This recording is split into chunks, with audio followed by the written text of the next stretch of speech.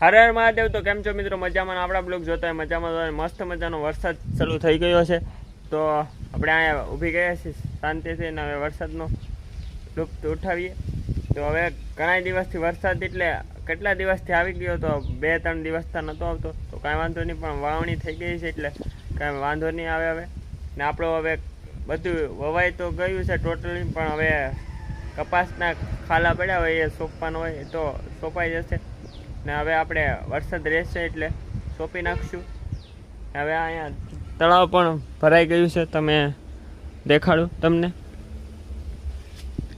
હવે માલને પણ પાણી પીવાનું સારું થઈ ગયું, એટલે માલ પણ અહીંયા સરવા આવે એટલે આ લીલું ખડ છે, એટલે આ બધેમાં પછી ખડ થઈ જશે ને પછી આખું ભરાઈ જશે। એટલે આ એટલું તો આમ દેખાય છે, પણ બહુ વરસાદ થાય એટલે આખું ભરાઈ જાય। તો હવે માલને લીધે પણ સારું થયું ને આપણે માટે પણ સારું થયું। તો હવે વરસાદ ન આવે તો આપણે પછી ઉનાળા જેવું લાગે, એટલે વરસાદ આવી ગયો એટલે ફૂલ અહીંયા ખાડા પણ ભરાઈ ગયા છે, તમને દેખાતા જ હશે। તો હવે આપણે છે ને એટલે ડેલી બ્લોગ હવે બનાવવાના છે, ડેલી એટલે કાયમિકના બ્લોગ નાખવાનો જ છે। તો તમે સબસ્ક્રાઈબ ન કર્યું તો સબસ્ક્રાઈબ કરી દેજો મારા ભાઈ, ને આપણે હવે સપોર્ટની જરૂર છે તમારા।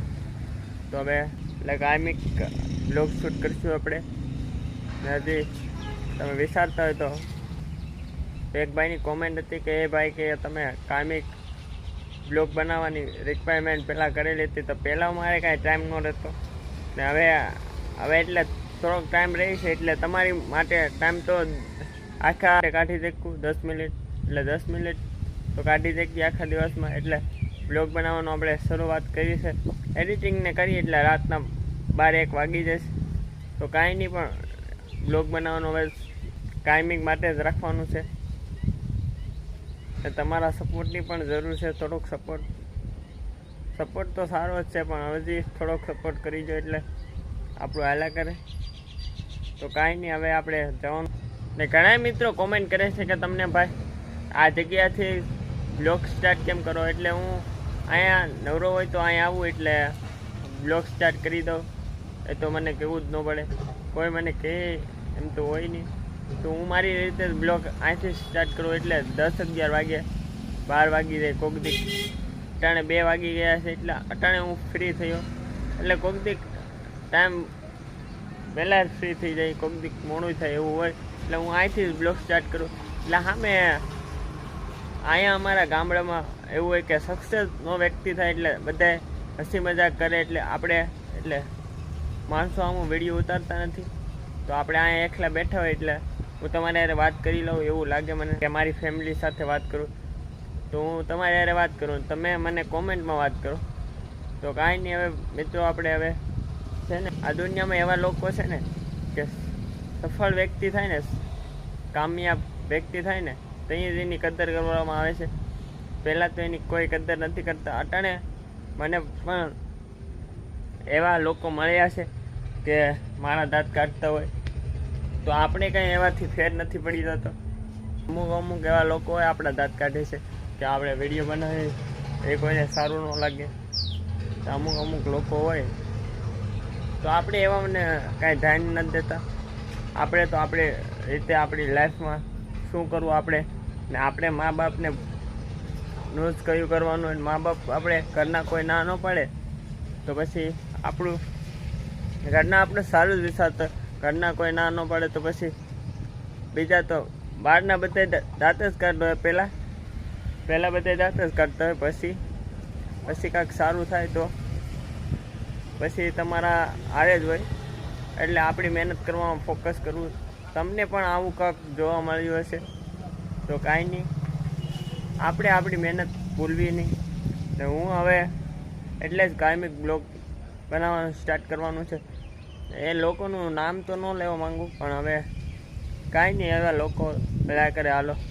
તો આપણે ને મિત્રો આપણા 500 સબસ્ક્રાઈબર કમ્પ્લીટ થશે હમણાં, એટલે હમણાં તો તમારો સપોર્ટ જેવો રહેશે એટલે હમણાં થશે, એટલે થોડીક વાર લાગશે, 10-20 દિવસની વાર લાગશે। તો આપણે ને કાંઈક બહાર જવાનું તો તમને કહેતો હતો કે આપણા સબસ્ક્રાઈબર 500 સબસ્ક્રાઈબર થાય એટલે આપણે કાંઈક બહાર જવાનું છે, તો આપણે હવે જવાનું છે કેદારનાથ, એવું વિચાર્યું છે, એટલે કેદારનાથ જવાય તો જવાનું છે। તો તો હવે કે મહાદેવની દયા હશે તો આપણે જશું, નકર આપણે તો જવાનું તો છે પણ ક્યાંક બહાર જવાનું છે, એટલે મહાદેવની દયા હશે તો આપણે જશું ને એક બીજી પણ જગ્યાએ જવાનું છે, તમને હું જરૂરથી દેખાડી, પણ હમણાં ટાઈમ નહીં રહે, એટલે આપણા 500 સબસ્ક્રાઈબર થઈ જાય એટલે જવાનું છે કેદારનાથ. જવાનું આપણું મન છે પણ મહાદેવની દયાથી જવાય તો થાય, મહાદેવનું હુકમ હોય તો જવાય, એમને તો નહીં જવાય. તો હવે આપણે મહાદેવ માથે છોડીએ, મહાદેવ કેદી આપણે ત્યાં બોલાવે કેદારનાથ તો આપણે જશું ત્યાં. તો હવે તો કાંઈ નહીં, નગર મારી એક બીજી જગ્યાએ પણ જવાનું, તો આપણે કેદારનાથ તો ન જવાય તો કાંઈ નહીં હમણાં આપણે જવાનું છે મહાદેવના મંદિરે જ જવાનું છે, એટલે સોમનાથ અહીંયા અમારા બાજુમાં સોમનાથ છે એટલે ત્યાં જવાનું છે. ત્યાંથી પણ કેદારનાથ મિત્રો કોઈ નથી એટલે હું એકલો જ છું, એટલે મારે આમ જવાનું છે પણ રજાનું સેટિંગ ન આવે એટલે કાંઈ મોકો નહીં મળે. મહાદેવની દયા હશે તો બધું થઈ જશે, તો એવું બધું મારી લાઈફમાં હાલે છે. નકર સોમનાથ તો જવાનું જ છે પણ કેદારનાથે જવાનું જ છે, પણ હમણાં નહીં, એટલે હમણાં ટાઈમ રહેશે એટલે રજા મળી જશે તો તમારે જવું જ છે, કાંઈ વાંધો નહીં. મારે તો અટાણે પણ જવું જ છે, તો મહાદેવ ઉપર છોડીએ આપણે. તો કાંઈ નહીં મિત્રો, હાલો મહાદેવ કરે એ ખરી, ઘરે જઈને હું તમને કહું એક વસ્તુ બતાડવાની છે, તો બનાવી રહેજો બ્લોગમાં. તો આપણે જઈએ હવે ઘરે, તો ઘરે જઈને મળીએ. इसी के साथ आज की मजदूरी यहीं खत्म करते हैं। अगर तुम्हें वीडियो पसंद आई तो लाइक मारो यार, मुझे नहीं पता, मुझे 2 मिलियन लाइक्स चाहिए, कैसे ना कैसे करके मुझे चाहिए।